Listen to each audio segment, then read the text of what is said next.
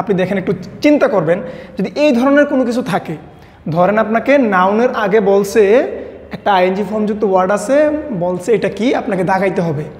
আপনি ভাই চোখ বুন যাই একদম যা শিখে আসছেন, আপনি আইএনজি ফর্ম দাগায় মানে পার্টিসিপল দাগায় ফেলেন না, একটু খেয়াল করা লাগবে।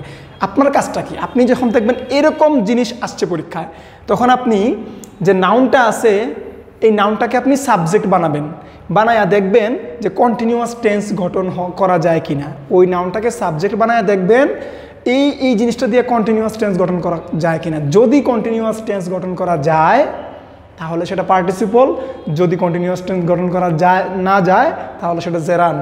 যদি সেটা পসিবল হয় তাহলে সেটা পার্টিসিপল, যদি পসিবল না হয় তাহলে জেরান্ড। এখন আমরা দেখবো আসলে পসিবল হয় কিনা। ধরেন 1 নাম্বার এক্সাম্পল, সো কিনা সো আর রানিং ট্রেন, তাহলে ট্রেনটাকে আমরা সাবজেক্ট বানাই। হ্যাঁ, দেখবো ট্রেন, তাহলে সাবজেক্ট বানাই কন্টিনিউয়াস টেন্স করলে কি হবে, ট্রেন ইজ রানিং। ট্রেন কি ভাই রান করতে পারে? দেখেন তো, তার মানে ট্রেন রান করতে পারে। ট্রেন যেহেতু রান করতে পারে তাহলে এইটা হচ্ছে পার্টিসিপল। এখন রুম কি রিড করতে পারে? রুম কি রিড করতে পারে? এটা পসিবল না, রুম রিডিং করতে পারে না, এটা পসিবল না, বিধায় এটা জেরান্ড। মনে রাখবেন। ডগ কি স্লিপ করতে পারে? অবশ্যই কুত্তা ঘুমাইতে পারে। কুত্তা যেহেতু ঘুমাইতে পারে তাহলে এটা হচ্ছে participle. P for possible, P for participle. যদি ঘটনাটা পসিবল হয় তাহলে সেটা পার্টিসিপল, আর যদি পসিবল না হয় তাহলে সেটা জেরান্ড। দেখেন